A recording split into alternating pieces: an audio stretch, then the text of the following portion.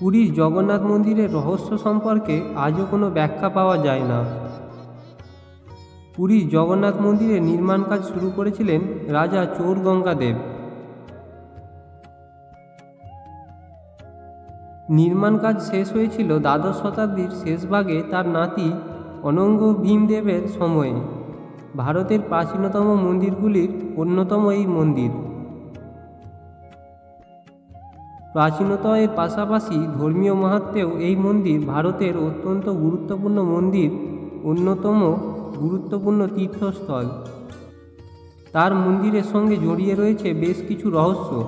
আসুন জেনে নেওয়া যাক পুরীর জগন্নাথ মন্দির সম্পর্কে এরকমই 10টি রহস্যময় তথ্য। সাধারণত বায়ু যেদিকে প্রবাহিত হয় যে কোনো পতাকা সেই দিকে ওড়ে, কিন্তু আশ্চর্যজনকভাবে পুরীর জগন্নাথ মন্দিরের গম্বুজের উপরে যে পতাকাটি লাগানো থাকে সেটিকে সবসময় বায়ু প্রবাহের বিপরীত দিকে উঠতে দেখা যায়। এটা কিভাবে সম্ভব তা এখনও জানা যায়নি। মন্দিরের মূল গম্বুজটি প্রায় ৪৫ তলা ভবনের সমান উঁচু। ঝড়, ঝঞ্ঝা, ভূমিকম্প, যুদ্ধ যাই ঘটুক না কেন, মন্দিরে কোনো একজন সাধুকে প্রতিদিন এই গম্বুজের উপরে উঠে নিয়মিত পতাকাটি পরিবর্তন করতে হয়। যদি কোনো কারণে এটি কোনোদিনও পরিবর্তন না করা হয় তাহলে নিয়ম অনুযায়ী মন্দির চত্বর পরবর্তী 18 বছরের জন্য বন্ধ রাখতে হবে। 1800 বছর ধরে এই ঐতিহ্য চলে আসছে। মন্দিরটি সর্বোচ্চ অংশে একটি সোজাভাবে লাগানো একটি সুবিশাল সুদর্শন চক্র রয়েছে। এটির উচ্চতা 20 ফুট এবং ওজন প্রায় 1 টন। কথিত আছে শহরের প্রতিটি দিক থেকে এই চক্রটি দেখা যায়। ভক্ত যেখানেই থাকুক না কেন তার দিকে সর্বদা ভগবানের দৃষ্টি আছে। ভক্তের মনে এই ভাব জাগানোর জন্যই এই চক্রটি স্থাপন করা হয়েছিল বলে শোনা যায়।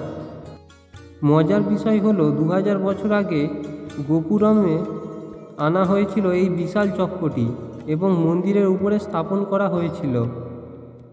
চক্রটি কিভাবে নকশা করা হয়েছিল, সেটি কিভাবেই বা মন্দিরের গম্বুজের উপরে বসানো হলো, এসব প্রশ্নের উত্তর পাওয়া যায় না।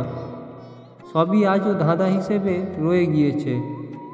বিশ্বের যে কোনো জায়গা দিনের বেলায় সমুদ্র থেকে বাতাস বয়ে আসে স্থলভাগের দিকে, আর রাতে উল্টোটা ঘটে, অর্থাৎ স্থল থেকে বাতাস বয়ে যায় সমুদ্রের দিকে।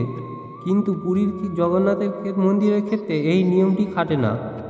এই শহরে দিনের বেলা স্থল থেকে বাতাস বয়ে যায় আর রাতে ঘটে বিপরীতটা।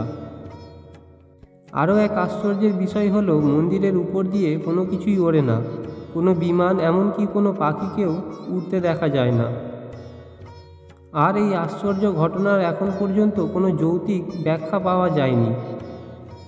মন্দিরটি এমনভাবে তৈরি করা হয়েছে যাতে কোনো সময় মূল খিলনের ছায়া দেখা যায় না। আজকের ভিডিওটা এই পর্যন্তই। ফিরে আসছি পরের ভিডিও নিয়ে। ভালো থাকবেন।